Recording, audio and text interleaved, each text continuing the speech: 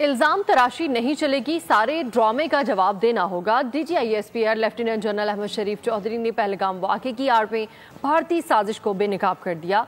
कहा 10 मिनट में FIR cut जाना समझ से बालातर है। डीजी ISPR ने BLA फितनतुल खवारिज और भारत का गठजोड़ भी बेनकाब कर दिया। कहा कि मियांवाली में होने वाले दहशतगर्द हमले में भारत मुलव्वस था। डीजी ISPR ने BLA की कार्रवाइयों और उनके रहनुमाओं के भारतीय एजेंसी से राब्ते से मुतल्लिक भी सबूत पेश कर दिए। The allegation is that it's the Pakistan-based so-called terrorists did this incident. We can estimate that about 30 minutes for someone to move from the incident site to the police station.